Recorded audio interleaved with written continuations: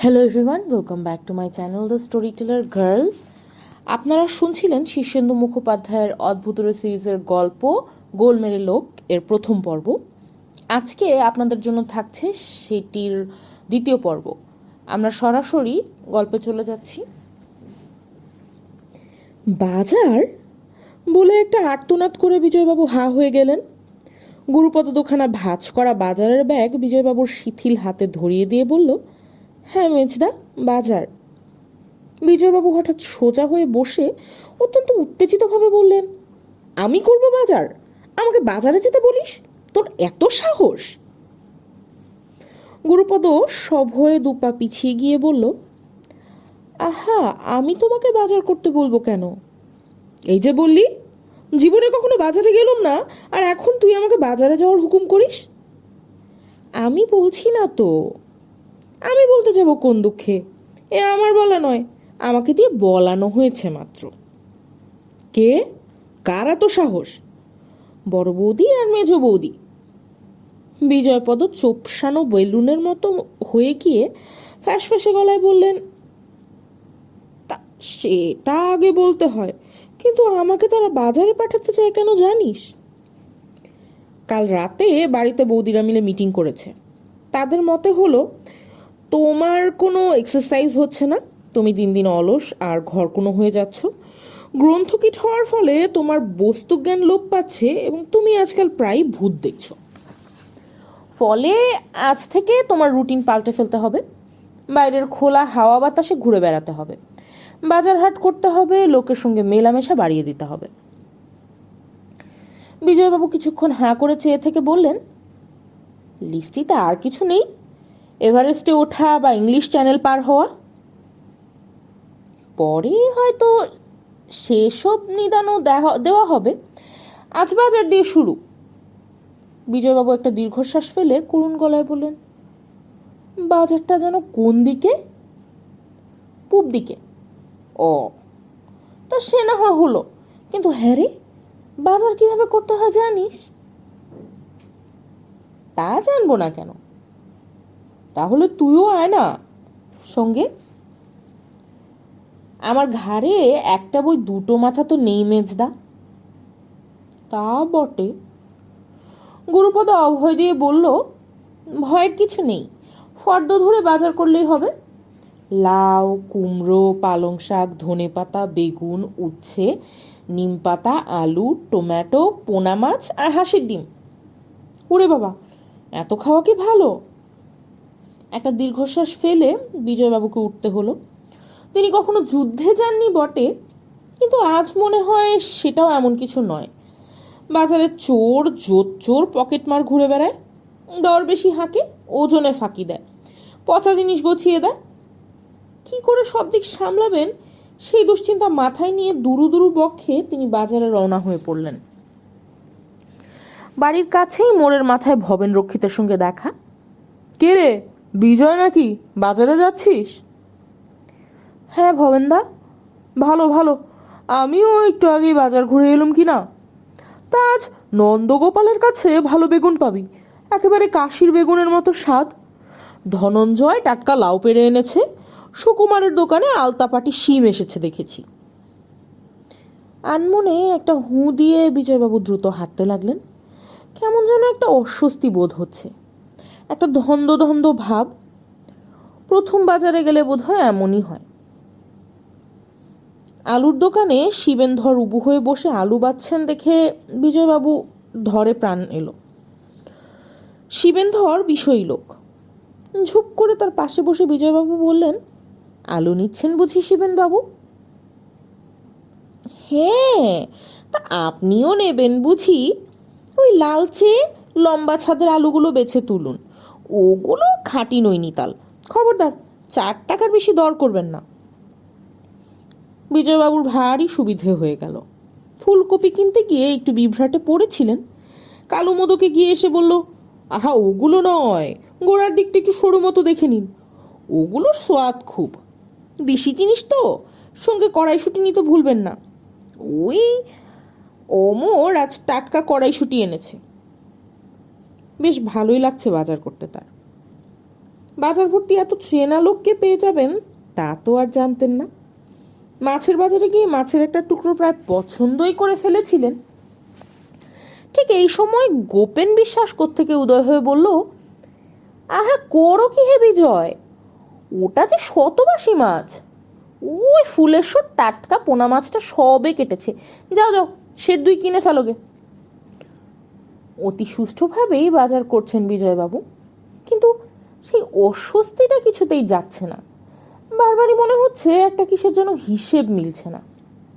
একটা বেশ গোলমাল হচ্ছে, কিন্তু কিসের গোলমাল তা ধরতে পারছেন না। একজন মুটের হাতে বাজারপত্র চাপিয়ে বাজার থেকে বেরোতে যাবেন, সর্বেশ্বর পণ্ডিতের সঙ্গে দেখা। বাজার হলো বুঝি?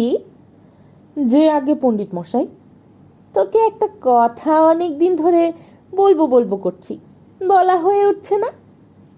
কি কথা পণ্ডিত মশাই? আহা ওই বাইবেলটার কথা, জন সাহেবের সেই হিব্রু ভাষার বাইবেল। যদিও ম্লেচ্ছ জিনিস, তবু ওটা আগলে রাখিস, ওটার এখন অনেক দাম।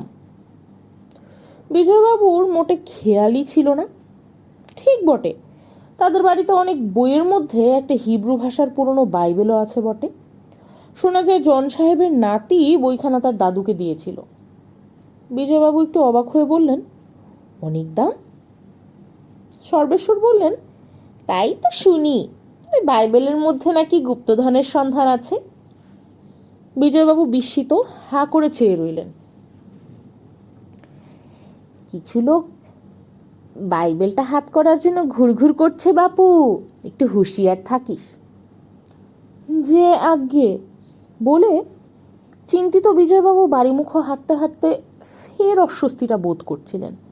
কি যেন একটা গরমিল হচ্ছে, কেমন যেন একটু ধাঁধা মতো ভাব হচ্ছে।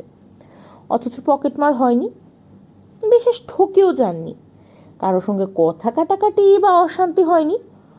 অথচ এরকম হচ্ছে কেন? মুটে ছেলেটা তার পিছু পিছু আসছিল। হঠাৎ বলল, আচ্ছা বাবু, একটা কথা জিজ্ঞেস করব। কি কথা রে? আপনি একা একা কথা বলেন কেন? একা একা কথা বলি? দূর পাগল, কখন আমাকে একা একা কথা বলতে দেখলি? আগে সারাক্ষণই তো আপনি বাজার করতে করতে বেশ জোরে জোরে কথা বলছিলেন। এই যে একটু আগে বললেন যে আগে পণ্ডিত মশাই, তারপর বললেন, তাই নাকি পণ্ডিত মশাই? সবাই বলছিল বাবুটা পাগল আছে। বিজয়বাবু রেগে একটা ধমক দিতে গিয়েও হঠাৎ বজ্রাহত হয়ে দাঁড়িয়ে পড়লেন। তাই তো, সর্বেশ্বর পণ্ডিত আসবেন কোত্থেকে? তিনি তো অন্তত 5 বছর আগে। মাথাটা বউ করে ঘুরে গেল বিজয়বাবুর। তাই তো, ভবেন রক্ষিত, শিবেনধর, কালু মোদক বা গোপেন বিশ্বাস কারোরই তো বেঁচে থাকার কথা নয়। এদের প্রত্যেকের শ্রাদ্ধে তার নেমন্তন্ন ছিল।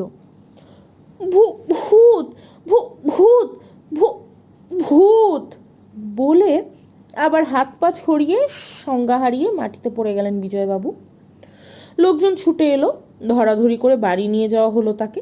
এলো জল, এলো পাখা। খবর পেয়ে যতীন ডাক্তারও এসে হাজির। বিজয়বাবুর প্রেশার দেখা হলো, জিভ দেখা হলো, চোখ দেখা হলো, নাড়ি দেখা হলো, বুক পরীক্ষা করা হলো, পেট টিপে দেখা হলো। শশীমুখী অত্যন্ত ক্ষুব্ধ হয়ে বললেন, ভূত দেখারও তো একটা নিয়ম কানুন রীতিনীতি থাকে রে বাপু, যখন তখন দেখলেই তো হবে না। অন্ধকার চাই, একা হওয়া চাই, নিরিবিলি জায়গা চাই। বাজার ভর্তি 1 হাট লোকের মধ্যে দিনে ফটফটে আলোয়, তাও একটি দুটি নয়, গন্ডায় গন্ডায় ভূত দেখে নাকি কেউ? ছে, এই যে ভূতের ওপর ঘেন্না ধরে গেল বাবা। ভূত যদি এমন নির্লজ্জ দেখলে বেহায়া হয়, তাহলে ভূতকে আর কেউ কখনো ভয় পাবে? মূর্ছনা দেবীও রাগ করে বললেন, চারদিকে মনীষীগুলো কেউ কখনো ওর নজরে পড়ে না, নজরে পড়ে কেবল ভূতেদের। এই কদিন আগেও বিজয়বাবু ভূতের অস্তিত্বে বিশ্বাস করতেন না। ভূত বলে যে কিছু থাকতে পারে, এটা কোনো কাণ্ডজ্ঞান সম্পন্ন মানুষ কি বিশ্বাস করতে পারে? তাহলে এখন এসব কি হচ্ছে? এ কি ভূত না ভুল? তার কি কাণ্ডজ্ঞান লোপ পেয়েছে? লজিক কাজ করছে না। ঘর ভর্তি পাড়া প্রতিবেশী আর বাইরের মানুষজন তাকে হাঁ করে দেখছে আর নানা কথা কইছে। লজ্জায় মুখ দেখানোর জোর রইল না তার। চোখ বুঝে মটকা মেরে পড়ে থাকা ছাড়া তার আর কি বা করার আছে। এইভাবে 10 জনের কাছে হাস্যাস্পদ হয়ে বেঁচে থাকাও যে কঠিন হয়ে উঠছে তার কাছে। যতীন ডাক্তার চিন্তিতভাবে বললেন, শশীমুখী বৌমা ঠিকই বলেছেন, ভূত টুত দেখার একটা আলাদা অ্যাটমসফিয়ার আছে। দিনে দুপুরে বাজারে ভিড়ের মধ্যে ভূত দেখাটা তো ঠিক হচ্ছে না। নীলমণি ঘোষ বললেন, ঘোর কলিকাল বলেই হচ্ছে। এরপর বেলা 12টায় আকাশে তারা দেখা গেলেও আশ্চর্যের কিছু নেই। অভয়পদ বললেন, এসবের মূলে কি গ্লোবাল ওয়ার্মিং আর এল নিনো আছে বলে আপনার মনে হয় ডাক্তারবাবু? শশীমুখীর রোষ কষায়িত লোচনে তার দিকে তাকাতেই অভয়পদ তাড়াতাড়ি পিছিয়ে ভিড়ের আড়ালে গিয়ে দাঁড়ালো। যতীন ডাক্তার বিদায় হলেন। ঘরের ভিড়টাও ধীরে ধীরে পাতলা হয়ে গেল। একা হওয়ার পর বিজয়বাবু একটা দীর্ঘশ্বাস ফেলে চোখ খুললেন, আর চোখ খুলেই শুনতে পেলেন ভিতর দিককার বারান্দায় নয়নতারা শশীমুখীকে বলছে, ও বড়দি, ভূতি দেখুন আর যাই দেখুন, মেজদা কিন্তু বাজারটা করেছেন ভারী ভালো। কি সুন্দর কচি লাউ এনেছেন দেখুন, আর বাজারের সেরা ফুলকপি, সরু ডাটিওয়ালা। কি ভালো বড় বড় টমেটো, কচি পালং, নারকুলে বাঁধাকপি আর কড়াইশুঁটি। বাসাবিও বেশ উঁচু গলায় বলল, আর মাছটাও একদম 1 নম্বর। এমন পাকা তেলালো রুই অনেকদিন আসেনি।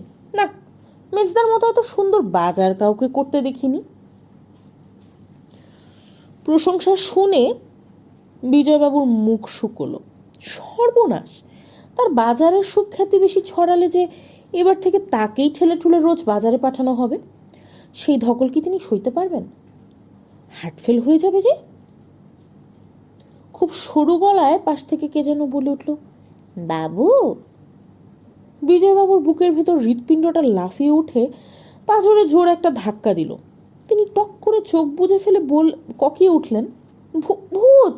না না, আমি আর ভূত দেখতে পারবো না বাবা, আর নয়, একদিনের পক্ষে যথেষ্ট হয়েছে। তুমি বরং আর একদিন। বাবু, আমি লখাই। বিজয়বাবু মিটমিট করে তাকিয়ে দেখলেন, লখাই বটে। তার বিছানার পাশে মেঝে বসে দাঁত বের করে হাসছে। হাসছিস যে বড়?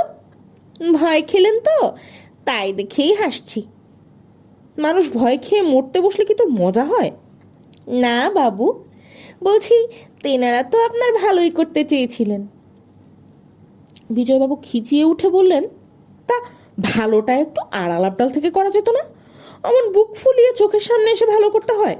তাতে যে হার্টফেল হতে পারে সেটাও তো ভালো করার আগে ভাবা উচিত ছিল। লখাই মাথা টাথা চুলকে বলল, তা বটে, তবে কিনা তেনাদের মতি গতি বোঝা ভারী শক্ত।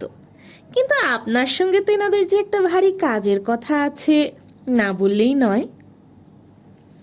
বিজয়বাবু অত্যন্ত আতঙ্কিত হয়ে বললেন, ওরে না না, আমি কোনো কথা টথা শুনতে পারবো না, আর দেখা সাক্ষাতেরও দরকার নেই। কিন্তু বাবু, কথাটা যে বড্ড কাজের ছিল। কি কথা?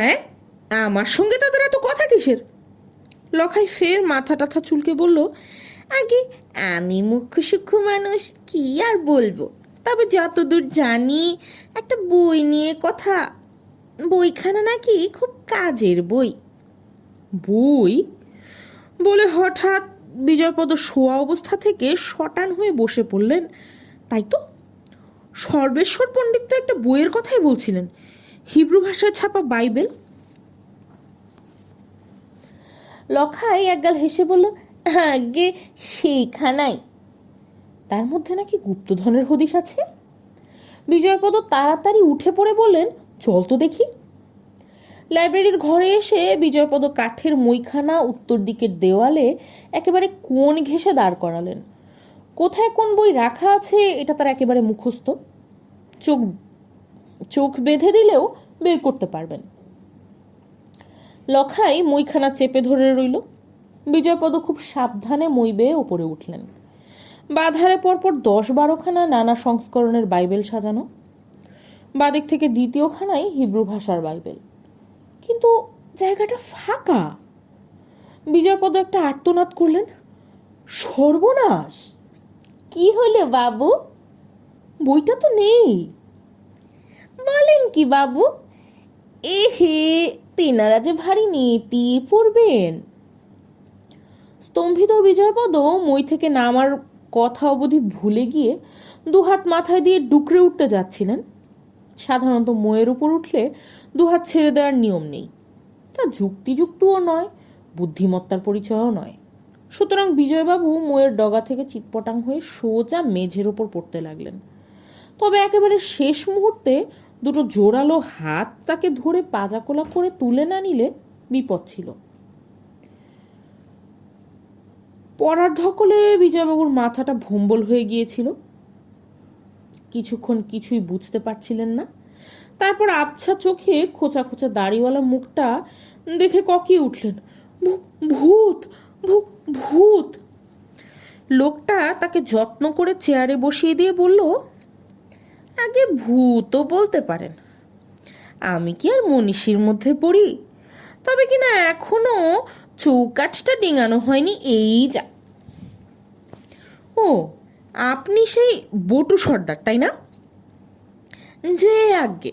তা বাবু অমন হন্তদন্ত হয়ে প্রাণ হাতে নিয়ে কোন বইটা খুঁজছিলেন বলুন তো?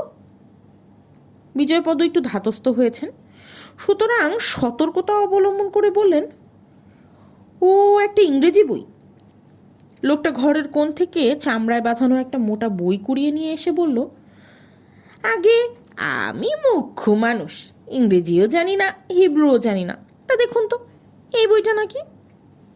বিজয়পদ বইটা প্রায় ছো মেরে নিয়ে উল্টে পাল্টে দেখে বললেন, আরে এই তো সেই বই, হিব্রু ভাষার বাইবেল।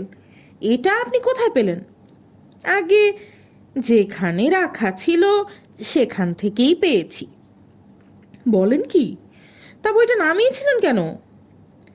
সে আর কবেন না, শুনেছিলাম বইটার মধ্যে নাকি গুপ্তধনের একখানা নকশা আছে। তা ভাবলুম নকশাখানা বেহাত হলে বাবুর তো বেজায় লোকসান হয়ে যাবে, তাই নকশাখানা বের করে নিতে গিয়ে এই একটু আগে বাজার থেকে ছাপাই করে নিয়ে এলাম। বিজয়পদ আতকে উঠে বললেন, জেরক্স করিয়েছেন? সর্বনাশ! তাহলে তো খবরটা চাউর হয়ে যাবে। বটু সর্দার চিন্তিতভাবে মাথা নেড়ে বললেন, তা খুব একটা ভুল বলেননি। দোকানি আর তার সাগরেদ বলা বলি করছিল বটে, এটা নাকি গুপ্তধনের নকশা। তা তারাও কয়েকখানা ছাপিয়ে নিল দেখলাম।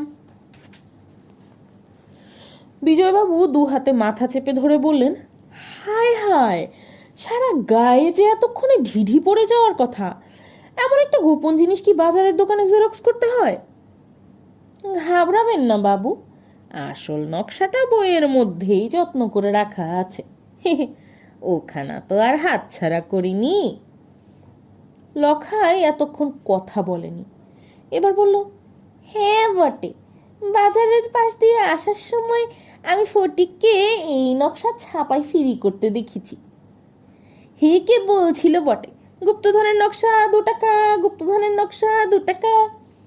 কি সর্বনাশ করলেন বলুন তো? বটু সর্দার কাছুমাছু হয়ে বলল, তা বাবু, বুড়ো হয়েছি, ভীমরতি হলো বোধ হয়। দিন 2 আগে গুরুপদ বলবো বলবো করে হঠাৎ বলেই ফেলল, হ্যাঁ মশাই, আপনি যে পকেট মারি শেখাবেন বলে কথা দিলেন, তা এখন তো দেখছি আপনার মোটেই গা নেই।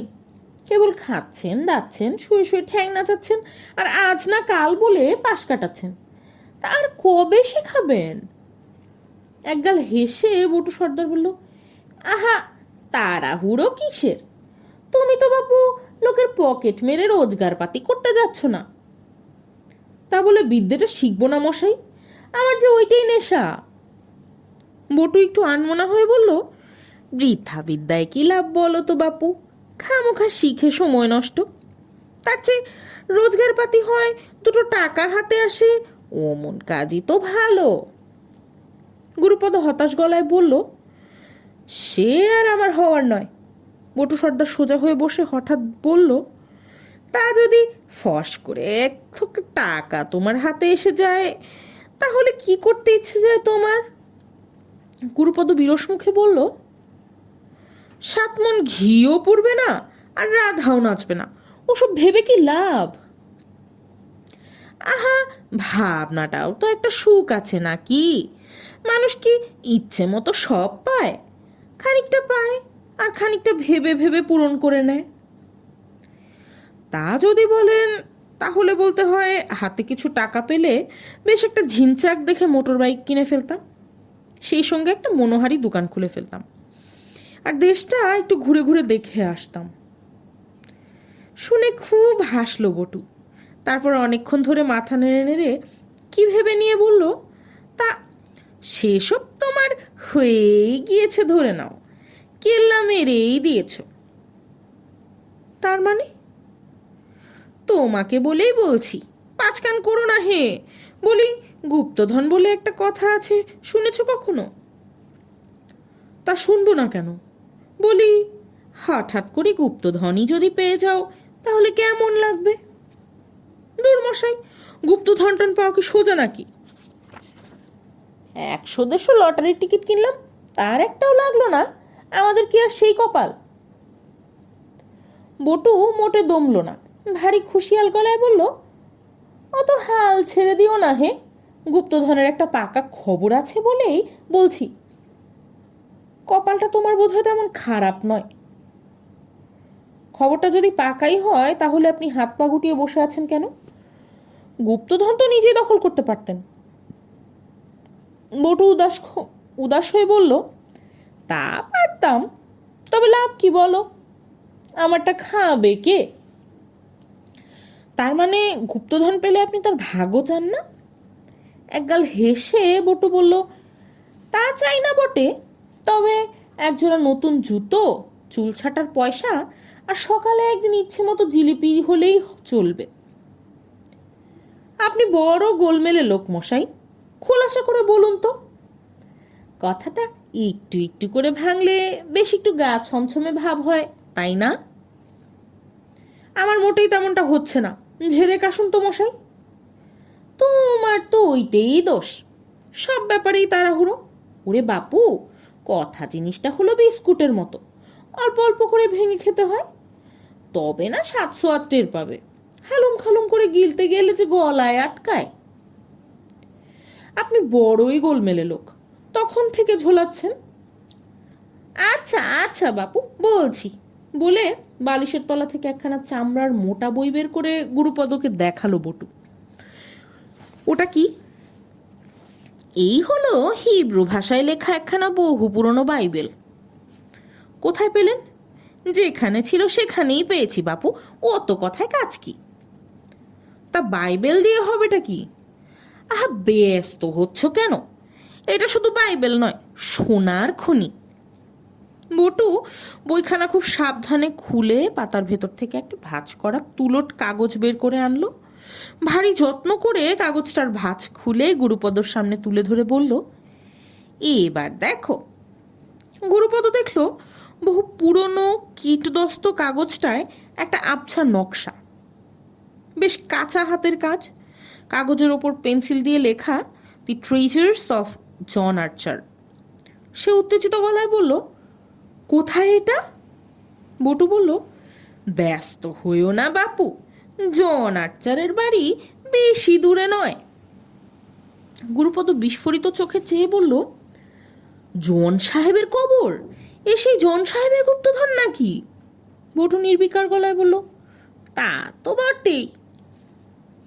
গুরুপদ নকশাখানা হাতে নিয়ে বেশ ভালো করে খুঁটিয়ে দেখল। কাঁচা হাতের কাজ হলেও নকশাটা বিশেষ জটিল নয়, পরিষ্কার বোঝা যাচ্ছে। জন আর্চারের বাড়ির দক্ষিণের কোণে বড় শয়নকক্ষের নিচে মাটির তলায় তার সব ধনরত্ন পোতা আছে। গুরুপদ সোজা হয়ে বলল, তাহলে আমরা দেরি করছি কেন? বটু সর্দার বলল, দেরি করছি কে বলল? এক্ষুনি বেরিয়ে পড়লে হয় না? দূর পাগল, দিনে দুপুরে ওসব করতে গেলে বিপদ, 5 জনের নজরে পড়বে, 5টা কথা উঠবে। আজ রাত 12টার পর দুজনে বেরোবো ক্ষণ। কি কি লাগবে? 2খানা শাবল আর 1খানা হারিকেন। বড় বস্তা টস্তা নিতে হবে না? বটু অবাক হয়ে বলল, বস্তা? বস্তা দিয়ে কি হবে? ধনরত্ন ভরে আনতে হবে না? বটু মাথা চুলকে বলল, তা বটে। সারাদিনটা ভারী উত্তেজনার মধ্যে কেটে গেল গুরুপদর। রাত 12টার পর জন সাহেবের জঙ্গল ঘেরা বাড়ির ধ্বংসস্তূপের সামনে যখন দুজনে পৌঁছলো, তখন হাড় কাঁপানো শীত আর কুয়াশা। হারিকেনের মলিন আলোয় কিছুই তেমন ঠাউর করার উপায় নেই। গুরুপদ বলল, একটা টর্চ আনলে বড় ভালো হতো মশাই। আরে না, গতকাল এসে আমি জায়গাটা আন্দাজ করে গিয়েছি। ধ্বংসস্তূপের উপর দিয়ে অতি কষ্টে দুজনে পা ফেলে ফেলে এগিয়ে যাচ্ছিল। এক জায়গায় হঠাৎ একটু দাঁড়িয়ে বটু সর্দার হাত তুলে একটা ইশারা করলো। গুরুপদ উত্তেজিত গলায় বলল, এইটাই কি সেই শোয়ার ঘর? ভাঙা ইটকাট সরিয়ে একটা বিশেষ জায়গায় শাবল মারল বটু। চাপা গলায় বলল, উপাস থেকে তুমিও লেগে পড়ো হে, সময় নেই। খুঁড়তে বেশি মেহনত করতে হলো না। নরম ঝুরঝুরে মাটি। বটু সর্দার মাঝে মাঝেই খোঁড়া থামিয়ে উৎকর্ণ হয়ে কি যেন শোনার চেষ্টা করছে, আর মাঝে মাঝে পশ্চিমের দিকে তাকাচ্ছে। গুরুপদর উৎসাহ বেশি। সে প্রবল বিক্রমে মাটি সরাতে সরাতে হঠাৎ চকচকে একটা জিনিস দেখতে পেয়ে সেটা তুলে আনলো। বেশ ভারী এবং বহুকালের পুরনো একটা মোমদানি। এটা কি সোনার জিনিস নাকি মশাই? গুরুপদ সোৎসাহে খুঁড়তে থাকলো আর মাটি সরাতে থাকলো। এরপর উঠল একটা রেকাবি, একটা জং পড়া তলোয়ার, একটা বন্ধ হয়ে যাওয়া ট্যাগ ঘড়ি, তামার ঘড়ি, তামার হাড়ি, সোনালি রঙের একটা ক্রুশ, 2খানা জং ধরা পিস্তল। গুরুপদ শরীরে দুনো বল এলো। সে দ্বিগুণ বেগে খুঁড়তে লেগে গেল। হঠাৎ বটু বলে উঠল, আর নয় হে, এবার গা ঢাকা দিতে হচ্ছে। তার মানে? এই তো সবে শুরু বাপু হে। পণ্ডিতরা বলেছেন বিপদকালে অর্ধেক ত্যাগ করতে হয়। দূরমশাই, এখনো তো মোহরের কলসি টলসি ওঠেনি, অর্ধেক ভাগ করার কথা ওঠে কিসে? বটু কথা না বাড়িয়ে তার নড়া ধরে একটা হ্যাঁচকা টানে দাঁড় করিয়ে দিয়ে বলল, ছোট। গুরুপদ গাইগুই করতে যাচ্ছিল। ঠিক এই সময় পশ্চিম দিক থেকে কড়াত করে একটা শব্দ শোনা গেল। একটা গুলি শীষের মতো শব্দ করে পাশের জারুল গাছটার ডালে বিঁধল। গুরুপদ আর আপত্তি করল না। বাপরে বলে সে বটুর পিছু পিছু ছুটতে লাগলো।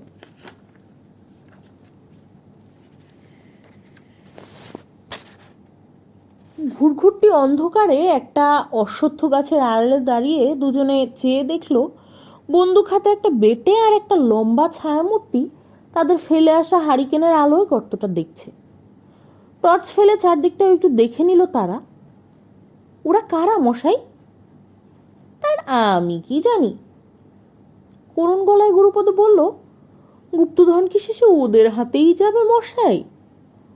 রকম সকম দেখে তো তাই মনে হচ্ছে। বাইবেল আর নকশাখানাও যে ওখানে পড়ে রইল। বটু বলল, তা কি আর করা যাবে বলো, বিপদে অর্ধেক ত্যাগ করতে হয়। হতাশ গলায় গুরুপদ বলল, কিন্তু ধর্ম তো ন্যায্য তো, গুপ্তধনটা তো আমাদেরই প্রাপ্য, কি বলেন? আমরাই তো আবিষ্কার করেছি, খোঁড়াখুড়ি করেছি। সে তো বটেই, কিন্তু সে কথা ওদের বুঝিয়ে বলা শক্ত হবে। এটা কিন্তু আমাদের উপর খুব জুলুম হচ্ছে। ইস, কত জিনিস তুলে ফেলেছিলাম, আর একটু খুঁড়লেই মোহরের ঘোড়াও পাওয়া যেত। না মশাই, আপনার যেন তেমন হেলদোল নেই। সত্যি করে বলুন তো, আপনার আফসোস হচ্ছে না? হচ্ছে না আবার, খুব হচ্ছে। হওয়ারই কথা কি না। হঠাৎ শোনা গেল দুজন লোকের একজন একটু চেঁচিয়ে বলে উঠল, ওরে পানু, এ যে সেই বাইবেল আর গুপ্তধনের নকশা। কই দেখি দেখি, এটা নিশ্চয়ই ওই বটু শয়তানের কাজ। ওই এসেছিল গুপ্তধন উদ্ধার করতে। খুব সময় মতো এসে পড়েছিলাম রে। চারদিকে নজর রাখতে হবে, বুঝলি? বটু বহু চালাকি জানে। এবার ওকে খতম করতে পারলে তবে শান্তি। গুরুপদ শুকনো গলায় বলল, ওরা যে আপনার কথা বলছে। তাই তো দেখছি। চলো বাপু, আর এখানে দাঁড়িয়ে থাকার দরকার নেই। শীতটাও চেপে পড়েছে, খোঁড়াখুড়ির মেহনত হয়েছে কম নয়। চলুন। খানিকক্ষণ চুপচাপ হাঁটার পর হঠাৎ গুরুপদ বলে উঠল, আমার কি মনে হয় জানেন? কি মনে হয়? এরকম যে হবে আপনি তা জানতেন। আরে না না, আমাকে কি সব জানতা ঠাউরালে বাপু? গুপ্তধনটা হাতছাড়া হলো, নকশাটা পর্যন্ত বেহাত হলো, কিন্তু আপনার যেন তেমন দুঃখ টুক্ষ হচ্ছে না। দুঃখ হচ্ছে বই কি, বেশ দুঃখ হচ্ছে। আমার এমনও মনে হচ্ছে যে আপনি ওই লোক দুটোকে চেনেন। শোনো কথা, মানুষ চেনা কি আর সোজা কথা নাকি? অত সহজে মানুষ চেনা গেলে তো ভাবনাই ছিল না। আপনি খুব বিটকেল লোক। তা তো বটেই। আমি কি কখনো বলেছি যে আমি লোক ভালো? গুরুপদ একটা দীর্ঘশ্বাস ফেলে চুপ করে হাঁটতে লাগলো। বাড়িতে এসে নিজের ঘরে গিয়ে শুয়ে শুয়ে অনেকক্ষণ ভাবলো গুরুপদ। গুপ্তধনটা হাতের মুঠোয় এসেও এলো না। খুনে দুজন আর এক ঘন্টা পরে এলেও কাজ হয়ে যেত। শেষ রাত্রে একটু ঘুমিয়ে পড়েছিল গুরুপদ। সকালে উঠে দেখলো বটু সর্দার তার ঘরে বেশ হাসি খুশি মুখে বসে আছে, হাতে সেই বাইবেলখানা আর নকশাটাও। গুরুপদ অবাক হয়ে বলল, ওগুলো কোথায় পেলেন? বটু হেসে কোটি কোটি হয়ে বলল, সে আর কয়েও না বাপু। সকালের দিকে চুপি চুপি কাণ্ডখানা দেখতে গিয়ে দেখি লোক দুটো বেদম হয়ে হেদিয়ে পড়ে আছে। সারা রাত খোঁড়াখুড়ি করেছে তো, জিনিসও তুলেছে সেথা। এক পাতা চিনেমাটির বাসন, দুটো বড় বড় লোহার গামলা, গোটা দুই কেঠো চেয়ার, আর একটা মরচে পড়া গাদা বন্দুক, আতস কাজ, চাবির গোছা, পোড়ামাটির পুতুল, আরও কি সব যেন। তা অত খাটুনিতে দুজনেই নেতিয়ে পড়েছিল। আমি গিয়ে বাইবেল আর নকশাখানা তুলে নিয়ে এলাম। গুরুপদ নাক সিটকে বলল, ওগুলো কেমন ধারা গুপ্তধন মশাই? কেবল গুচ্ছের থালা বাটি, গামলা আর ভাঙা বন্দুক। ঘোড়া ঘোড়া মোহর বেরোবে তবে না।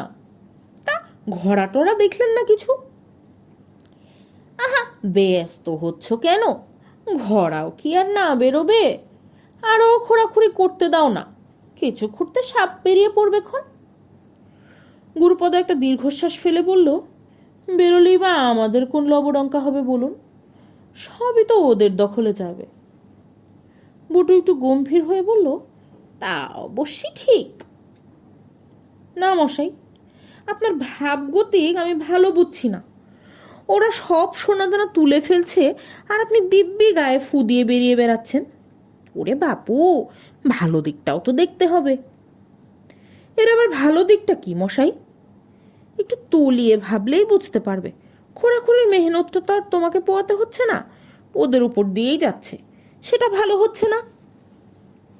না, হচ্ছে না। একটা কথা আছে না, পেটে খেলে পিঠে সয়। মেহনত যদি সাতঘরা সোনা পাওয়া যায় তাহলে সেটা খারাপ হবে কেন?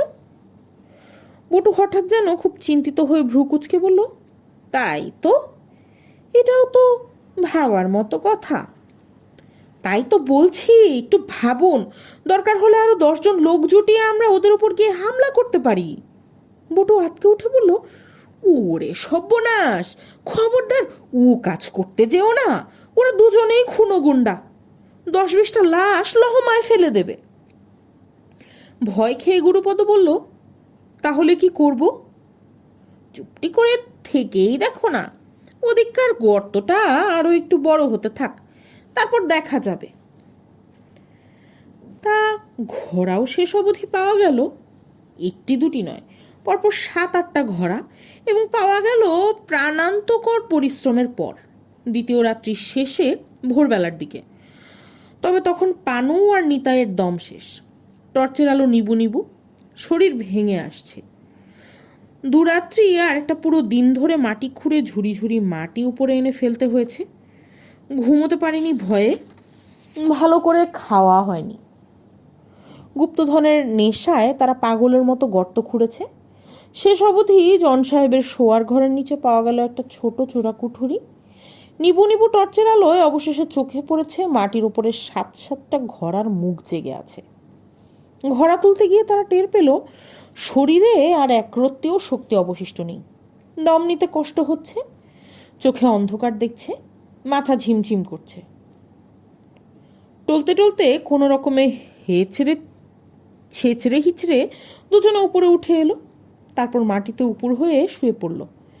বাইরে আলো ফুটেছে, পাখি ডাকছে, সূর্য উঠি উঠি করতে লেগেছে। কতক্ষণ তারা ঘুমিয়েছে তার হিসেব ছিল না। হঠাৎ একটা হই হই চেঁচামেচি আর বহু লোকের পায়ের শব্দের চমকে দুজনের ঘুম ভাঙল। দেখলো বেশ বেলা হয়ে গিয়েছে, চারদিকে ঝলমলের রোদ্দুর, আর সব হয়ে দেখতে পেল পালে পালে লোক কোদাল, শাবল, গাইতি, বস্তা নিয়ে তেড়ে আসছে এদিকেই। অনেকের হাতেই একটা করে কাগজ। নিতাই চট করে উঠে বসে পিস্তল বের করে গর্জন ছাড়ল, খবরদার! তবে গলা ফেসে যাওয়ার পর গর্জনটা ফুটল না, একটা ফ্যাস ফ্যাসে আওয়াজ বেরোলো কেবল। পিস্তল দেখে লোকগুলো ভয় খেয়ে দাঁড়িয়ে গেল। পানু দুম করে তার পিস্তল থেকে একটা গুলি চালিয়ে দিয়ে বলল, যে কাছে আসবে সেই মরবে। একজন মাতব্বর লোক দূর থেকে চেঁচিয়ে বলল, তোমরা কারা হে? বাইবেলের লোক, বাইরের লোক, গায়ের এলাকায় ঢুকেছ যে বড়, ডাকাত নাকি?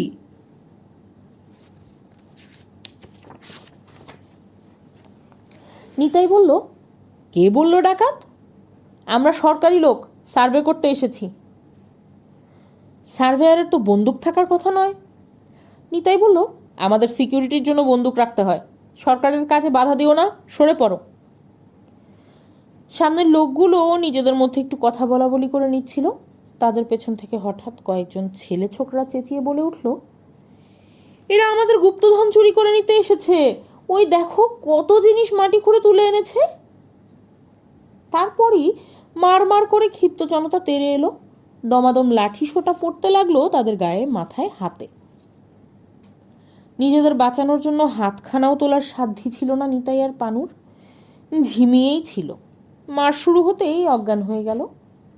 তাদের তুলে আনা জিনিসপত্র লুটপাট হয়ে যেতে তিলার্ধ বিলম্ব হলো না। বহু লোক গর্তে নেমে আরো খোঁড়াখুড়ি করে কেউ একখানা কাঁটা চামচ, কেউ কলমদানি, কেউ একখানা মরচে পড়া ছুরি এইসব পেয়ে যেতে লাগলো। শেষমেশ ঘোড়াও বেরিয়ে পড়লো বটে, তবে দেখা গেল সেগুলো মোটেই মোহরের ঘোড়া নয়, জল রাখবার বেলেমাটির ঘোড়া। আগেকার দিনে জল ঠান্ডা করার জন্য মাটির নিচে পাতলা ঘরে এসব ঘোড়া রাখা হতো। ঘটনাস্থল থেকে একটু দূরে ফলসা বনের ঝুপসিতে একখানা পাকুড় গাছের ছায়ায় লম্বা, শটান, কালো আর মজবুত চেহারার একজন লোক আড়াল থেকে গোটা দৃশ্যটা খুব ঠান্ডা চোখে দেখে নিচ্ছিল। তার মাথায় বাবরি চুল, মস্ত পাকানো গোঁফ, হাতে একটা পাকা বাঁশের লম্বা লাঠি। তার পেছনে ঝোপঝাড়ের আড়ালে আরও জনাচারেক গম্ভীর ও মজবুত চেহারার লোক চুপচাপ খাপ পেতে বসে আছে। কারো মুখে কোনো কথা নেই, তবে তাদের চোখ জল জল করছে। ওগুলো পাওয়া না গেলেও গায়ের লোক বেশ খুশি। অনেকদিন পর গা গরম করা একটা কিছু তো হলো। তাছাড়া কেউ শুধু হাতেও ফিরছে না। ছোটখাটো জিনিস সবাই এক একটা পেয়েছে, তাই বা মন্দ কি? দুপুর গড়ানোর আগেই ধীরে ধীরে জায়গাটা ফাঁকা হয়ে গেল। মস্ত শিশু গাছের তলায় শুধু নিতাই আর পানু অজ্ঞান হয়ে চিৎপটাং পড়ে আছে। ধীরে ধীরে লম্বা লোকটা এসে খোঁড়াখুড়ির জায়গাটায় দাঁড়িয়ে চারদিকটা ভালো করে লক্ষ্য করলো। তার পিছনে গম্ভীর চারটে লাঠিধারী সন্ডা চেহারার মানুষ। লম্বা লোকটা একটা কাগজ কুড়িয়ে নিয়ে ভ্রু কুচকে একটু দেখল, তারপর স্যাঙারদের একজনের দিকে বাড়িয়ে দিয়ে মৃদু স্বরে বলল, এই সেই গুপ্তধনের নকশা। স্যাঙারটা বলল, এটাই জেরক্স করে বিলি করা হয়েছে তো? হ্যাঁ, কিন্তু কেন বেজা বাবু, মতলবটা কি? বুঝলি না? যে বিলি করেছে সে ভালোই জানতো এখানে গুপ্তধন নেই, কিন্তু নিতাই আর পানু লোভী, ওদের কোনোভাবে নকশাটা গছিয়ে দেওয়া হয়েছিল। তারপর ব্যবস্থা করার জন্য নকশাটার জেরক্স বাজারে ছেড়ে দেওয়া হয়। কিন্তু করলোটাকে যে করেছে তার টিকির নাগাল পেতে গত 5 বছর ধরে আমি কম হয়রান হইনি। দুবার বাগে পেয়েও ছিলাম, কিন্তু পিছলে বেরিয়ে গেছে। এ কি বটু সর্দারের কাজ বেজাবাবু? বটু সর্দার ছাড়া এমন ট্যাটন কে আছে? স্যাঙারদের আরেকজন বলে উঠল, কিন্তু তাকে তো আপনি ভিটে ছাড়া করে দিয়েছেন। তার চেলা চামুন্ডারাও সব ছিটকে ছড়িয়ে গিয়েছে। তার দলবলও নেই, পয়সাও নেই, বয়সও হয়েছে। বেজাবাবু গম্ভীর হয়ে ভ্রুকুটি করে বলল, আর কিছু না থাক, মাথা ভরা শয়তানি বুদ্ধি এখনো আছে, আর সেটা যতদিন আছে ততদিন তাকে জব্দ করা সহজ কাজ নয়। কেউ কোনো কথা বলল না। বেজাবাবু তার স্যাঙারদের একজনের দিকে চেয়ে বলল, শ্যামলাল, গোপালহাটিতে তোর চেনা জানা কে একজন আছে বলছিলি না? হ্যাঁ, রায়বাড়ির সুজয়পদ রায়, পালোয়ান মানুষ। এক সময় নয়াগঞ্জে শচীন তাঁতির আখড়ায় দুজনেই ডন বৈঠক করতাম। একটু খোঁজ নিয়ে দেখতো বটু গোপালহাটিতেই গা ঢাকা দিয়ে আছে কিনা। যতদূর মনে হচ্ছে আসল নকশাখানা হাতে রেখে বটু একটা জালি নকশা নিতাই আর পানুকে গছিয়েছিল। স্যাঙারদের আরেকজন নিতান্তই সদ্য গোফ গজানো ছোকরা বলল, কিন্তু বেজাবাবু, ধরুন ফস করে যদি বটু সর্দারের সঙ্গে আমাদের কারোর মুখোমুখি দেখা হয়ে যায়, তাহলে কি করতে হবে? বেজাবাবু ভ্রুকুটি কঠিন দৃষ্টিতে ছোকরার আপাদমস্তক একবার দেখে নিয়ে বলল, সেটাও বলে দিতে হবে। দেখা মাত্র এক লহমাও দেরি না করে সঙ্গে সঙ্গে গুলি চালিয়ে দিবি, মুখে আর মাথায়, মনে থাকে যেন। এক লহমাও দেরি করা চলবে না। যদি 2 সেকেন্ডও দেরি হয় তাহলেই বটু ছায়া হয়ে যাবে, মায়ার মতো মিলিয়ে যাবে। বটুর পেছনে বহু বছর লেগে থেকেও আজ অবধি আমি বুঝে উঠতে পারিনি বটু মানুষ না ভূত, কায়া না ছায়া, বুঝেছিস? কেদার নামের ছোকরাটি বলল, বুঝলাম, কিন্তু ভয় হলো। বটু সর্দারকে কখনো চর্মচক্ষে দেখিনি। বটু মনে করে ভুল লোককে মেরে না দিই, তাতে ক্ষতি নেই। যুদ্ধের সময় কত নিরীহ মানুষও তো মরে, সেটা তো ধর্তব্যের মধ্যে নয়। বটু বলে যাকেই মনে হবে তাকেই গুলি করবি, মনে থাকে যেন। যে বটুকে মারতে পারবে তার জন্য 5,000 টাকার ইনাম আমার কবুল করাই আছে। ছোকরা কেদার গম্ভীর হয়ে মাথা নাড়ল, বুঝেছে। পরক্ষণেই সে তলচক্ষুতে তার পাশে আর এক ছোকরা ফটিকের দিকে চেয়ে একটা অর্থপূর্ণ হাসি হাসল। ফটিক বা চোখটা একটু ছোট করে মৃদু স্বরে বলল, চেপে যা। চোখে মুখে ঠান্ডা জলের ঝাপটা খেয়ে নিতাই আর পানু যখন চোখ মেলল, তখন শীতের বেলা অনেকটাই চলে গিয়েছে। ঝাপসা চোখে তারা সামনে কালান্তক জমের মতো বেজা মল্লিককে দেখে আটকে উঠে কাঠ হয়ে গেল। কোনো রকমে কেতরে ককিয়ে উঠে বসে নিতাই হেদানো গলায় বলল, আমাদের মারবেন না বেজাবাবু, আমাদের দোষ নেই। বেজা মল্লিক অনুত্তেজিত ঠান্ডা গলায় বলল, তাই বুঝি? আপনাকে না জানিয়ে আপনার এলাকায় কোনো কাজে কখনো হাত দিয়েছি বলুন? বেজাবাবু গম্ভীর হয়ে বলল, এই জালি নকশা তোরা কোথায় পেলি? পানু বলল, নকশা জালি নয় বেজাবাবু, সেই পুরনো বাইবেল আর আসল নকশা নিয়ে পরশু রাতে বটু সর্দার এখানে মাটি খুঁড়ছিল।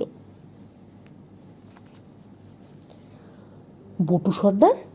ঠিক জানিস বটু সর্দার? দূর থেকে হ্যারিকেনের আলোয় দেখা, রাতে কুয়াশাও ছিল, হলফ করে বলতে পারবো না।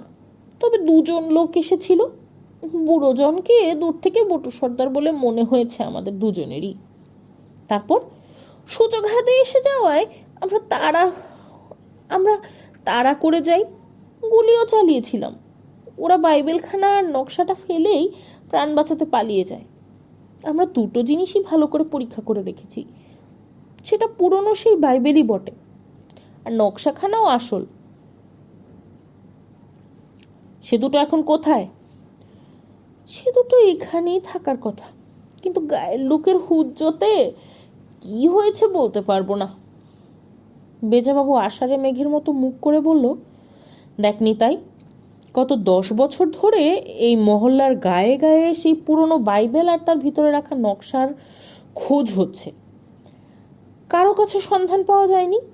তোরা কি বলতে চাস পরশুরাতে হঠাৎ করে তোদের হাতের নাগালে বাইবেল আর নকশা স্বয়ং মা কালী এগিয়ে দিল? নাকি আরেকটা গল্প ফেদে আমাদের হয়রান করতে চাইছিস? নিতাই হাফসানো গলায় বলল, না বেজা বাবু, মা কালীর দিব্যি করেই বলছি, বাইবেল আর নকশা বাস্তবিকই আমাদের হাতে এসে গিয়েছিল। কপালের ফের ছাড়া কি আর কি বলি বলুন, গায়ের লোকগুলো হুড়ো না দিলে। বেজাবাবু বজ্রকণ্ঠে বলল, তবে শোন, গায়ের লোকেরা বিস্তর খোঁড়াখুড়ি করেও কোনো গুপ্তধনের কিছুই পায়নি। আর তারও আগে ওই নকশার জেরক্স কপি করে বাজারে কাল সকালে বিলি করা হয়েছিল। নকশাটা যদি আসলই হবে, তাহলে সেটা কি আর কোনো আহামুক বিলি করে বেড়ায়? নিতাইয়ের মুখ শুকিয়ে গেল। সে স্খলিত কণ্ঠে বলল, এই খবর তো আমাদের জানা ছিল না বেজা বাবু। পানু হতাশ গলায় বলল, হ্যাঁ বটে, গায়ের লোকের হাতে লিফলেটের মতো কি যেন ছিল বটে। বেজাবাবু বললেন, নিতাই, তুই এক সময় বটু সর্দারের চেলা ছিলি। একটা কথা সাফ জবাব দে, তুই কি এখনো বটু সর্দারের হয়ে কাজ করছিস? তোকে সামনে রেখে আড়াল থেকে বটু আমাকে ঘোল খাওয়াবার চেষ্টা করছে না তো? না বেজা বাবু, মা কালীর দিব্যি। তাহলে যা, এবারের মতো ছেড়ে দিচ্ছি। এ তল্লাটে ফের ঢুকবি তো লাশ হয়ে বেরোবি। বাঘা শীত আর হাকুচ অন্ধকারে একজন লোক গোপালহাটির রায়বাড়ির পশ্চিম দিককার একটা ঘরের জানালার গ্রিল খুব মন দিয়ে 8 ঘন্টার চেষ্টায় নিঃশব্দে খুলে সরিয়ে ফেলতে পারল। তার হাত যশ কিছু কম নেই, মহল্লায় তার বেশ সুখ্যাতি আছে।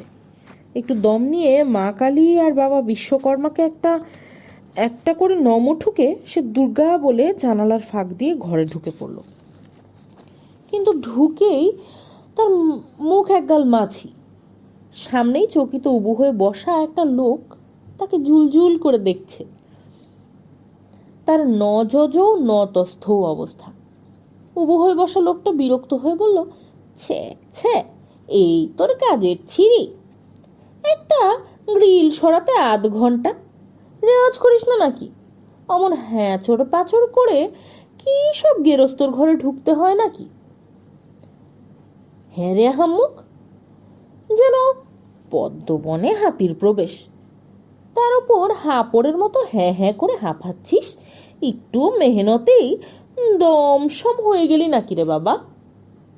এসব দেখেই তো মাঝে মাঝে আমার কাশি চলে যেতে ইচ্ছে হয়। লোকটা কাচুমাচু হয়ে বলল, কোথায় ভুলটা হলো একটু বলুন তো? আগাগোড়াই ভুল, তোর মাথা থেকে পা পর্যন্তই ভুল। গায়ে ঝুড়ি ঝুড়ি মাংস, চল চলতি গদাই লস্করের মতো। হাত পায়ে চটপটে ভাবটাই নেই। ঘরে যে একটা জাগা মানুষ বসে আছে সেটা অবধি আগাম টের পেলি না। তার উপর এত কসরত করে এত মাথার ঘাম পায়ে ফেলে ঢুকলি কিনা একটা ভুল ঘরে। চোরটা যেন একটু আটকে উঠে বলল, ভুল ঘরেই ঢুকলাম নাকি? তা ঢুকিস নি, এ ঘরে যে চোরের অম্বুবাচি। তা কার কাছে তালিম নিয়েছিলি? চোরটা ভারী জড়সড় হয়ে বলল, আগে নমস্য নবকান্ত গুছাইতের কাছে। লোকটা ভ্রুকুচকে বলল, পলাশডাঙ্গার নব নাকি? আগে তিনি। তা নব তো হ্যাঁ ন্যাকা লোক নয়, পেটে বিদ্যে আছে। তোদের দোষ কি জানিস? ভালো করে কাজ না শিখেই রোজগার করতে নেমে পড়িস, ওতেই তো ওস্তাদের বদনাম হয়।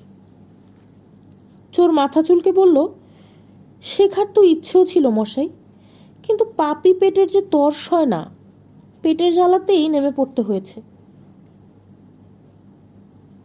তাতে লাভ হলো কি বল? মেহনতটাই তো জলে গেল।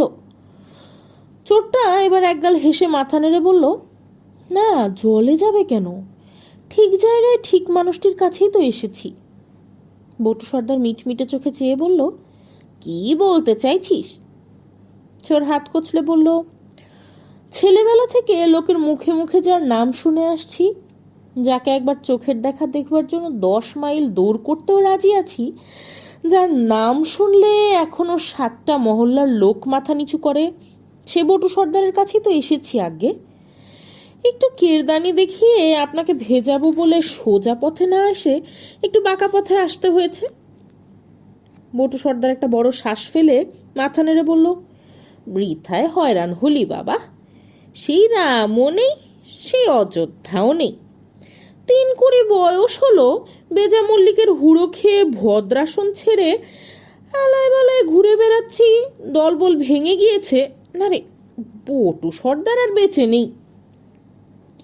চোরটা টক করে বটুর পায়ের ধুলো মাথায় নিয়ে বলল, আগে মরা হাতি $1,00,000। বটু গায়ের কম্বলটা আরো একটু জড়িয়ে বসে বলল, তা তুই কে রে? আগে আমার নাম কেদার। বাইরে আমার আরো এক বন্ধু আপনার শ্রীচরণ দর্শনের জন্য অপেক্ষা করে আছে। ফটিক, যদি অনুমতি দেন তো তাকেও ডাকি। আর ধ্যাসটামো করতে হবে না। তুই কোন অনুমতি নিয়ে ঢুকেছিলি? ডেকে আন, এই ঠান্ডায় বাইরে দাঁড়িয়ে থাকতে হবে না। কিছুক্ষণ পরে আরো এক ছায়ামূর্তি ঘরে ঢুকে একেবারে সাষ্টাঙ্গে প্রণাম করলো বটুকে। কেদার বলল, আগে আমরা বেজা মল্লিকের লোক। বটু অবাক হয়ে বলল, বেজা মল্লিক? সে তোদের পাঠিয়েছে নাকি? তাহলে আর দেরি কেন বাবারা? বন্দুক, পিস্তল, ছোড়াছুড়ি যা আছে বের করে ফেল। আধমরা তো হয়েই আছি, বাকিটুকু তাড়াতাড়ি সেরে চলে যা। গয়েশপুরের গোরাঙ্গনৎকার বলেও ছিল বটে যে 3 কুড়ি বয়সে আমার একটা জব্বর ফাড়া আছে। দুজনেই পটাং করে তার পায়ের উপর পড়ে গেল। কেদার বলল, না মশাই না, আপনাকে মারলে যে আমাদের হাতে কুষ্ঠ হবে। বেজা মল্লিক আপনাকে খুন করতে 5,000 টাকা কবুল করেছে বটে, কিন্তু আমরা ওর মধ্যে নেই। তবে তোরা চাস কি? কেদার গদগদ হয়ে বলল, বিদ্যার জাহাজ আপনি, আমাদের একটু শিক্ষে টিক্ষে দেন। রেচক, পুরক, কুম্ভক, বায়ুবন্ধন, সর্পভয়, সারমেয় ভয় নিবারণ, যোগিনী বিদ্যা, ঘুমপাড়ানি মন্তর, সর্পগতি, ব্যাঘ্রগতি, বানরগতি, হস্তলাঘব, পদলাঘব, কত কি জানা আছে আপনার। ওর ছিটে ফোটাও যদি শিক্ষে করতে পারি, তাহলে কি আর বেজা মল্লিকের মতো পাষণ্ডের সাগরিদি করি? খুন, জখম, লুটপাট ছাড়া সে আর কিছু জানেই না। সত্যি বলতে কি, খুন, জখম, মারদাঙ্গা আমাদের মোটে সহ্য হয় না। ওসব কাজে আর্ট নেই, মোটা দাগের কাজ। বটু একটা দীর্ঘশ্বাস ফেলে বলল, ওরে আমার যে 3 কুড়ি। পায়ে ঠেলবেন না মশাই, অনেক বিপদের ঝুঁকি নিয়ে আসতে হয়েছে। বেজা মল্লিকের সাগরেদ শ্যামালাল আপনার খবর বেজা মল্লিককে পৌঁছে দিয়েছে। বেজা মল্লিক আমাদেরই পাঠিয়েছে আপনাকে নিকেশ করতে। আমরাও সঙ্গে সঙ্গে রাজি হয়েছি আপনাকে একবার চোখের দেখা দেখতে পাবো বলে। বটু অনিচ্ছার সঙ্গে বলল, তোরা বড় মুশকিলে ফেললি দেখছি। লোকে বলে শশীমুখী নাকি বিড়ালের পায়ের শব্দও শুনতে পান। তা কথাটা খুব একটা মিথ্যাও নয়। শশীমুখীর কান বড় সজাগ, কান সজাগ, চোখ সজাগ, নাক সজাগ। মাঝরাতে কাছে পিঠে একাধিক লোকের নিচু গলায় কথা হচ্ছে শুনতে পেয়ে স্বামী অজয়পদকে ঠেলে দিলেন শশীমুখী, কিন্তু অজয়বাবুর ঘুম ভাঙল না। শীতকাতুরে রোগা ভোগা লোক হাঙ্গামা হুজ্জুতে ভয় পান, কিন্তু শশীমুখীর ভয় ডর বলে কিছু নেই। দরজার বাটনটা খুলে সেটাই বাগিয়ে ধরে ভেতরে বারান্দায় বেরিয়ে এলেন।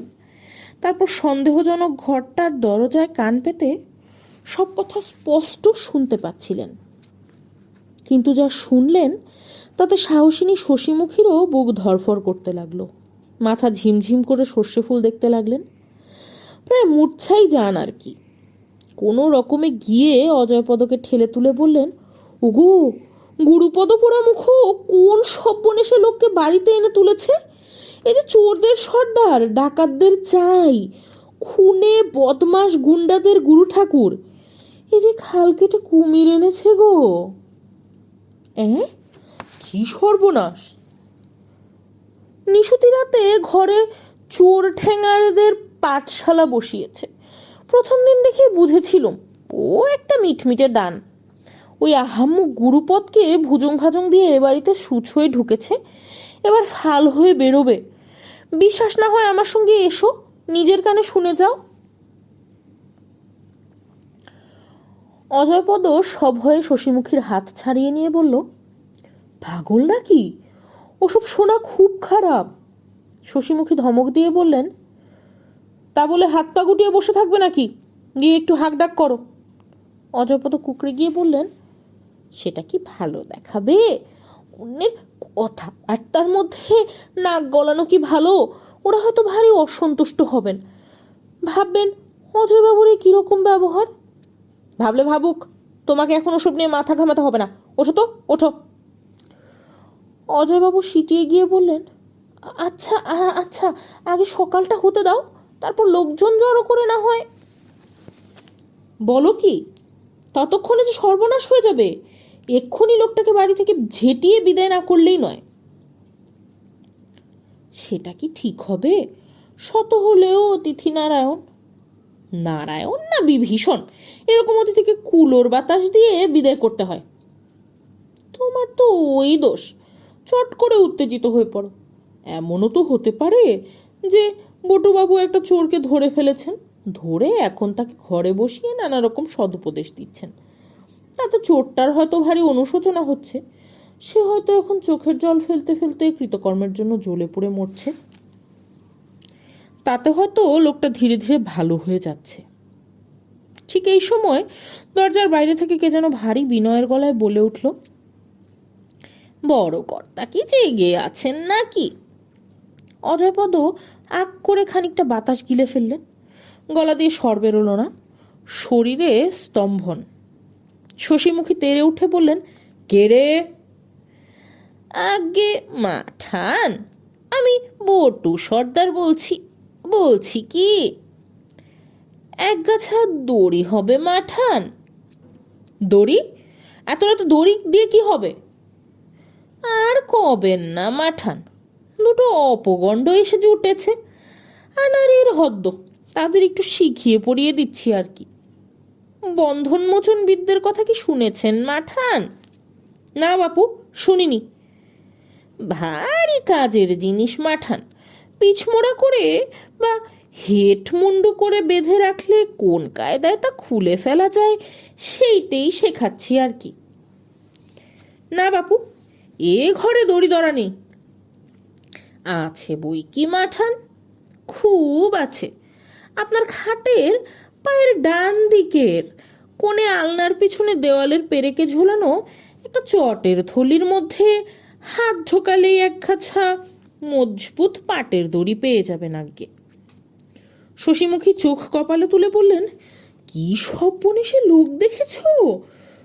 অজয়পদ ফ্যাসফ্যাসে গলায় বললেন, দিয়ে দাও যাচাই, সব দিয়ে দাও, শুধু দড়ির উপর দিয়ে গেলে তবু রক্ষে।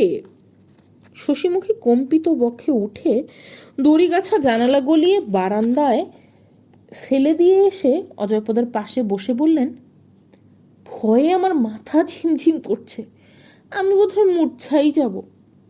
অজয়পদ খিচিয়ে উঠে বললেন, মূর্ছা যাবে মানে? গেলেই হলো, আমার অনেকক্ষণ আগেই মূর্ছা পেয়েছে, এতক্ষণ চেপে চুপে ছিলাম, আগে আমারটা হয়ে যাক, তারপরে তুমি। বলেই অজয়পদ বিছানায় চিৎপাত হয়ে মূর্ছা গেলেন। কাক ভরে শশীমুখীর চেঁচামেচিতে বাড়ির লোকের ঘুম ভাঙল। পাড়া প্রতিবেশীরাও ছুটে এলো দুদ্দার করে। শশীমুখী উঁচু গলায় বলছিলেন, ও গুরুপদ, এ কোন সব বনেশে লোককে বাড়িতে এনে তুলেছিস? এ যে চোরের সর্দার, ডাকাতের চাই, খুনের গুন্ডাদের গুরু ঠাকুর, খাল কেটে কুমির এনেছিস পোড়ামুখ, সব যে ছাড়খাড় হয়ে যাবে রে। সদ্য ঘুম থেকে উঠে আসায় সবাই খানিকটা তটস্থ, কিংকর্তব্য বিমূঢ়, হতবুদ্ধি। পাড়া প্রতিবেশীদের দিকে চেয়ে শশীমুখী করুণ গলায় বললেন, গো, তোমরা সব দাঁড়িয়ে দেখছো কি? শিগগির এই বজ্জাতটাকে বিদায় করার ব্যবস্থা করো। নিশুতি রাতে ঘরে চোর ঠ্যাঙারদের পাঠশালা বসিয়েছে গো। যত রাজ্যের চোর ডাকাত নিশুতি রাতে এসে জড়ো হচ্ছে। ব্যাপারটা বুঝে উঠতে লোকের একটু সময় লাগলো বটে, কিন্তু তারপরেই চারদিকে একটা চেঁচামেচি হুড়োহুড়ি পড়ে গেল। গায়ের মাতব্বরেরাও সব এসে জুটলেন। সব শুনে তারাও আতকে উঠলেন। সর্বনাশ! গোপালহাটিতে কি শেষে চোর ডাকাতদের আতুর ঘর তৈরি হবে? কোথায় সেই বদমাস? ধরে আনো তাকে। 10-12 জন ছেলে ছোকরা মুহূর্তের মধ্যে গিয়ে বটু সর্দারের ঘর থেকে তাকে টেনে হিচড়ে বের করে নিয়ে এলো। কি হে বটু, এসব কি শুনছি? বটু ঝুলঝুল করে মাতব্বরের মুখের দিকে চেয়ে মাথা নেড়ে বলল, আগে মা ঠান সত্যি কথাই বলছেন। তোমার ঘরে রাত বিরেতে চোর ডাকাতরা আসে? যে আগে তুমি তাদের চুরি ডাকাতি শেখাও? আর কি শেখাবো, অন্য বিদ্যে তো জানি না। সর্বনাশ! দেশ যে রসাতলে যাবে। ওরে, তোরা থানায় খবর দে। লোক থানায় খবর দিতে গেল বটে, কিন্তু তার আগেই বটুর উপর বিস্তর চড়চাপাটি, ঘুষি আর লাথি শুরু হয়ে গেল। কে যেন একবার চেঁচিয়ে বলার চেষ্টা করলো, ওরে বুড়ো মানুষ, মরে না যায় দেখিস। কিন্তু কে শোনে কার কথা? হাঁটুরে মার যখন শুরু হয় তখন তাকে ঠেকানো ভারী শক্ত। বটুও ঠেকানোর কোনো চেষ্টা করলো না। খানিক পর বারান্দার নিচের উঠোনে গড়িয়ে পড়ে গেল। কষ দিয়ে রক্ত গড়াচ্ছে, চোখ উল্টে গিয়েছে, মুখে চোখে রক্তাভা। দড়ি দিয়ে অচৈতন্য বটুকে বারান্দার থামের সঙ্গে ঠেস দিয়ে বেঁধে রাখা হলো। লোকজন ঘিরে রইল পাহারায়। একটু বেলার দিকে সেপাই নিয়ে যতীন দারোগা এলেন। সব শুনলেন মন দিয়ে, তারপর বটুকে গ্রেফতার করে নিয়ে চলে গেলেন। বটু সর্দার বিদায় হওয়ায় রায়বাড়ি হাঁফ ছেড়ে বাঁচল। জোর একটা ফাড়া কেটে গিয়েছে, নইলে যে কি সর্বনাশ হয়ে যেত কে জানে। শশীমুখীর সাহসেরও বেশ প্রশংসা হলো চারদিকে। শুধু 2 জন লোকই এই ঘটনায় তেমন খুশি নয়। একজন গুরুপদ, সে বেশি কথা টথা বলে না, চুপচাপ খেয়ে উঠে গিয়ে নিজের ঘরে দরজা বন্ধ করে থাকে। আর একজন বিজয়বাবু, তিনি মাঝে মাঝেই বলেন, লোকটাকে যতটা খারাপ বলে ভাবা হচ্ছে ততটা বোধ হয় নয়, কোথাও একটা ভুল হচ্ছে আমাদের। যাই হোক, 3-4 দিন পরে একদিন সকালে হঠাৎ একটা পেল্লায় কালো রঙের ঝা চকচকে গাড়ি এসে রায়বাড়ির সামনে থামলো।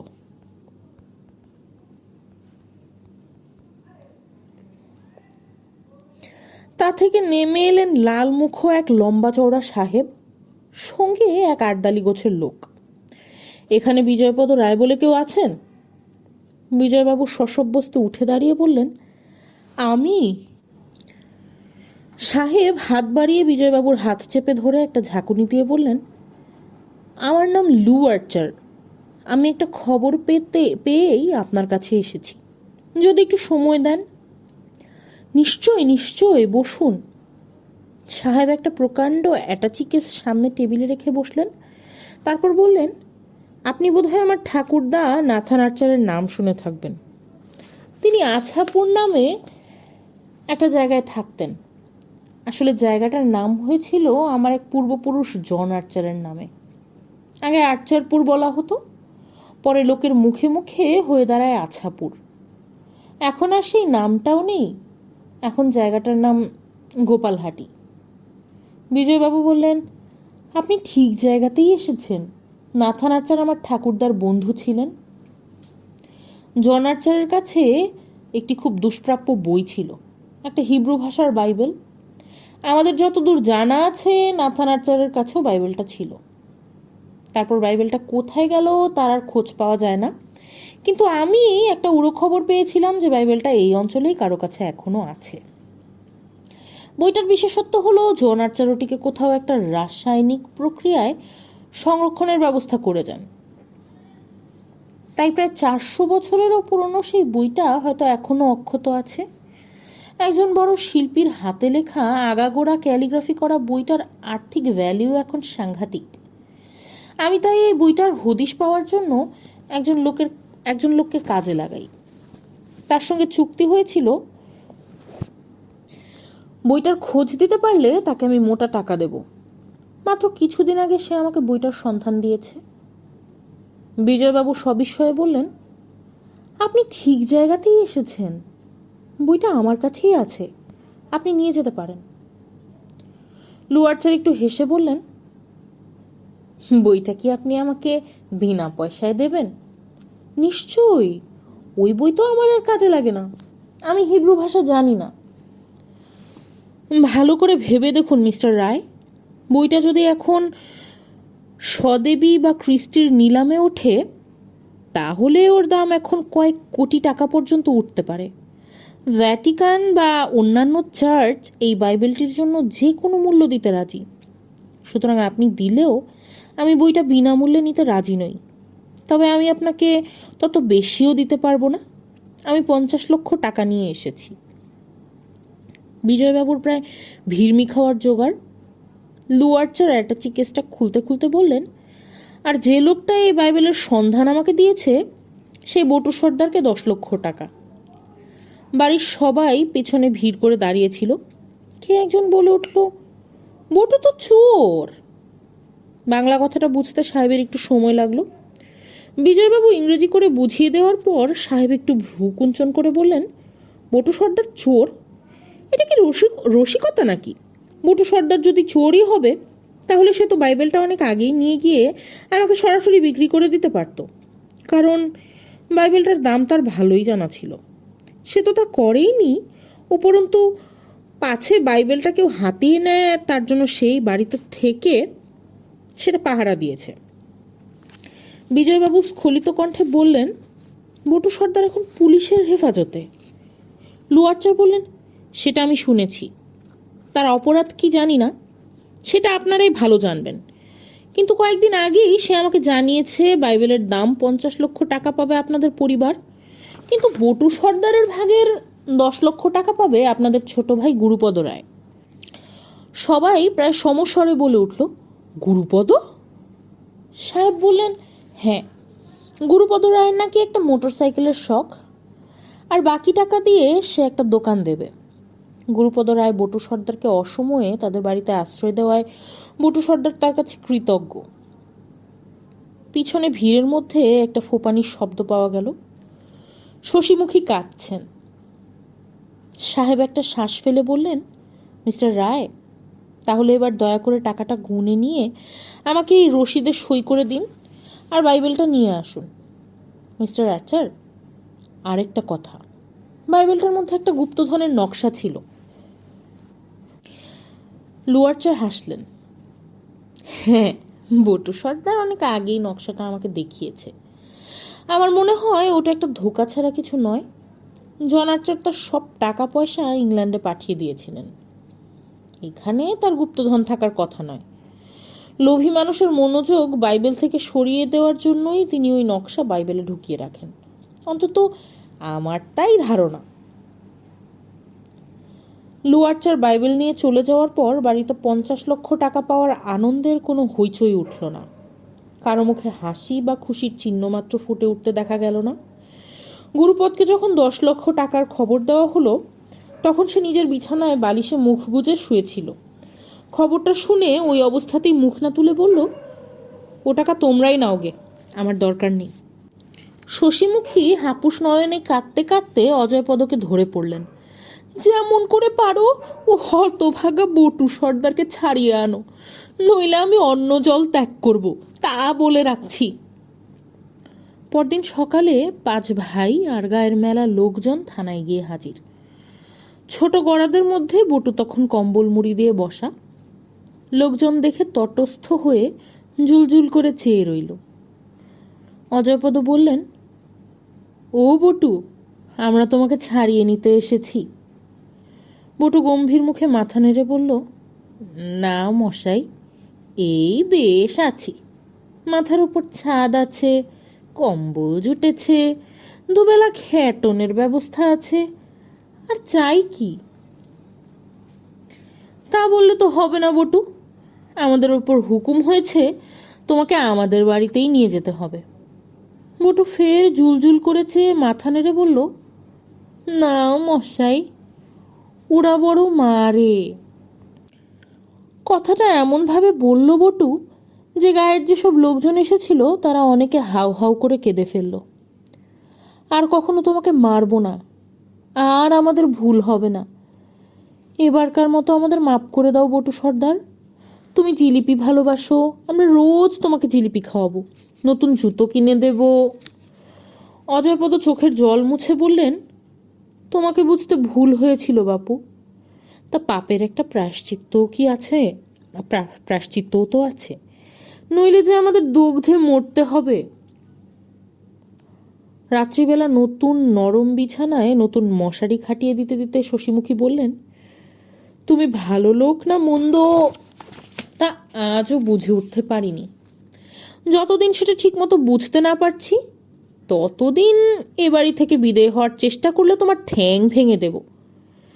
মশারির ভেতর থেকে ঝুলঝুল চোখে চেয়ে বটু বলল, আমাকে অত বিশ্বাস করবেন না মাঠান, আমি বড় গোলমেলে লোক। সেটা হাড়ে হাড়ে জানি, সেই গোলমালটা না ধরতে পারা পর্যন্ত আমার কাছেই থাকতে হবে তোমাকে। উটকো লোক আমি মাঠান, উটকো লোককে ঠাঁই দেওয়া কি ঠিক? উটকো আবার কি? ছেলেবেলায় আমার বাবা মারা যান, তাকে আমার মনেও নেই। উটকো লোক হবে কেন? তুমি আমার বাবা হয়ে এ বাড়িতে থাকবে। আপনারা এতক্ষণ শুনছিলেন শীর্ষেন্দু মুখোপাধ্যায়ের অদ্ভুতের সিরিজের গল্প গোলমেলে লোক এর দ্বিতীয় পর্ব। আশা করি গল্পটি আপনাদের ভালো লেগেছে এবং কেমন লেগেছে সেটি আপনারা কমেন্ট বক্সে জানাবেন। সবাই ভালো থাকুন, সুস্থ থাকুন, ধন্যবাদ।